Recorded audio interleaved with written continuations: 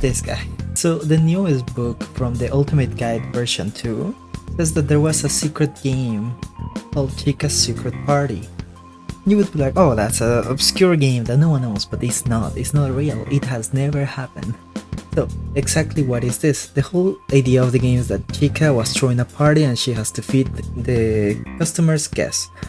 Kinda imagine the babies minigame from Five Nights at Freddy's Sister Location, but with Chica as the protagonist. And that there's many levels, and you get to see some stuff like from Midnight Motorist, like some really important key Five Nights at Freddy's stuff. And there's also mention of the box of Five Nights at Freddy's Force. For those who don't know, the box is the biggest mystery of Five Nights at Freddy's that was so big. So everyone sees this and they're like, okay, that has to be like something important, this has to be something to relate with the lore. There's many issues with the thing. First, the book list of games is made in a chronological order, but the game is between Five Nights at Freddy's Help Wanted 2 and Five Nights at Freddy's Secret of the Mimic, aka like a few years ago, when this game supposedly was around Sister Location, and that was like 2016, so you know, not the best.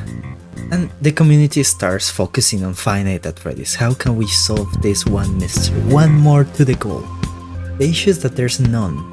Game Theory pulled a video of this, and they're like explaining how there has been no solution at all. The theories have go ups and downs, checking every single possibility, trying to find any single meaning. There were like some YouTubers that were like, oh, maybe there's a code at every 5 letter. It's incredibly crazy the fact that Chica's Secret Party was so big. These are the most accepted theories. First, that it's mostly a hoax. Second, just trolling, and you manage to make theories waste so much time with a game that's a troll. Or maybe it's an ARG that's gonna work with the newest game. Or last thing, maybe it's an actual game that was just scrapped. But we don't know. We will just know in the moment that we know what's the next Five Nights at Freddy's game, that we haven't had any news at all about it, sadly.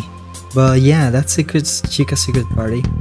If you wanna know more, check the Game Theories video about it, because I'm not gonna go into lore details about it. But yeah, Persona 6 is canon, guys. Persona 6 is canon, and I'm the happiest person alive. I am a big Persona fan. I love Persona. I have not played that much Persona, but I love it with all my heart. I'm more there for the vibes more than for anything else. I played the game like 4 times and I never managed to finish it, because every time I'd have to restart because I don't remember anything. So the newest Persona 5 looks like it's gonna be a horror-like. Let me put the trailer.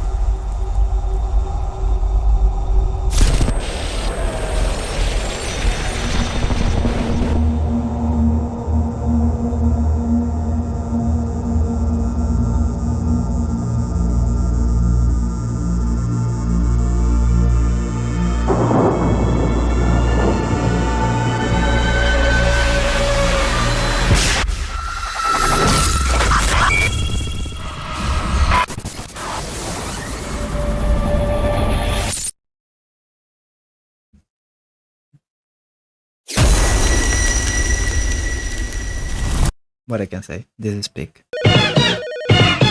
This is a game maker studio game. Hello? Hello?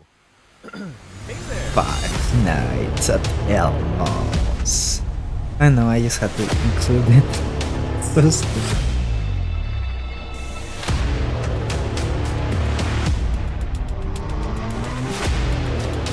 You thought you were safe. I know.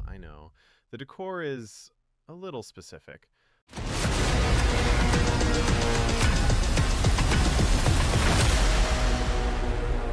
The Night 1 demo is ready. Are you gonna play it? I know, it's the first time I see a game made in Game Maker that's not Undertale.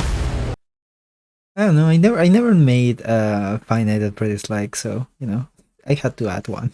Ever. Mr. Kojima, my brother of another mother. That something really interesting, so there was a lot of interesting stuff. So there was Death Stranding, that's a game that he helped make. And there was a generally AI version of Death Stranding, and Kojima said something about that. Art is life, but in 500, 550, 100 years, I don't know, maybe AI could create art. But while I live, I don't think I'll see it. I'm not interested in it. We'll find a good way, a good path of how to use the technology. And it's really up to young people on how we use it. I don't know. Metal Gear Goat, I'm happy that he's not with AI. Okay, you little liars. Today I'm gonna explain you why you cannot put, the classic coin string? So why exactly you cannot do this anymore in vending machines or mostly in arcade machines? So basically the coin travels in a really complicated path that doesn't allow the string to work. Then it hits the bucket. And in this travel, there's so many mechanisms to check that the size of the coin is correct, that it's the right weight. And also in these mechanisms, don't allow string trick. You can imagine there's a little door at the end that is gonna close, and it most likely is just gonna stick the coin.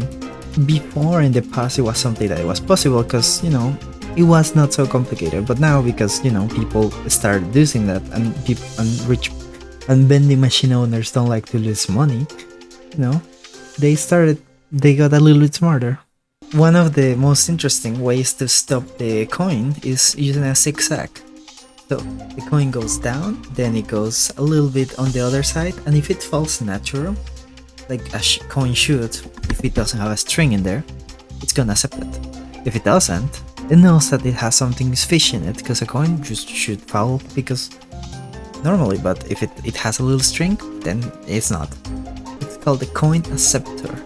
It's a machine that detects coins and sorts them out. Like, even if you do manage to avoid the zigzags and auto mechanisms, if you pull a coin, it's not gonna work.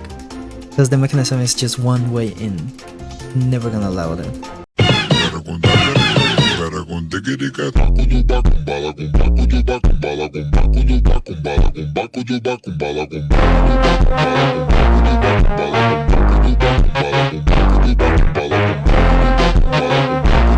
Meme.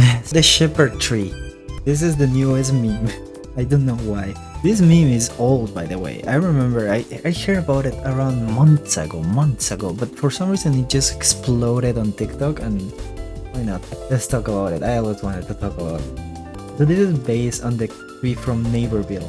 Plants vs Zombies shooter, amazing game. This is the one good mission. It's the battle against Shepherd the Tree against Blink Jetty, where, this happens. There's no real reason. The music, of course, is not the real one. It's one it's one called Gonzalo. There's so much behind it. The memes are amazing, and I don't know. There's so much context. It's just a classic meme. But I just want you to know every meme that exists because it's so fucking funny, especially the animations that remake. The concept of someone just being like, ooh, so fun to me. I'm not gonna do the rap at the end, sadly. But you get to learn about this beautiful art. Wanna hear the original?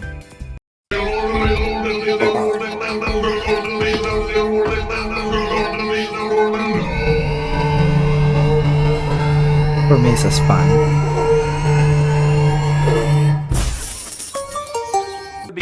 Up or backed up, tired of lunging and plunging, only to get you know what? Hi, Anthony Sullivan here for the pushover plunge. The powerful plunger that'll easily unblock any toilet, guaranteed. It works like a bellow. Just put it between the seat and the porcelain and give it a push. It clears the clog, gets your flow to go. That's the power of the pushover plunge. The pushover plunge uses simple physics to unclog your pipes. It works like a bellow, giving you 25 times more pressure than a regular plunger. The pushover plunge will fit any size toilet and will safely remove any size clog without damaging the pipes. Just push, and the clog is gone. An overflowing toilet can be your worst nightmare. Unlike ordinary plungers that get munged up and bunged up, the pushover plunge is clean and sanitary because it never touches the dirty water or the mess, and it folds up in seconds for easy storage. You can depend on the pipe blasting power of the pushover This actually is plunge. selling It'll to me. unclog any I actually toilet, wanna buy it. What the guaranteed. fuck? Or slow-moving toilet You is really no underestimate joke. the power of pushover plunge infomercials. in the bathroom. So I'm staying at a friend's house and I accidentally clogged the toilet. But That thank never- goodness I had my pushover plunge. It was fascinating. Wait, does she have it like on her backpack, on her purse? Is that like a thing that she just always has? And it saved me the embarrassment. I don't know if it's me or my toilet, but now I have the pushover plunge, so I don't have to worry. My barbecue nights used to turn into a toilet nightmare. But with the pushover plunge, my toilet troubles are gone. I think that guy is actually not lying. That little smile at him, that looks real. Imagine being a player of League of Legends and be fined 22k for just not wanting to give fans high five after the match. So one of the best players on Bilibili, called Bin7, was fined by League of Legends.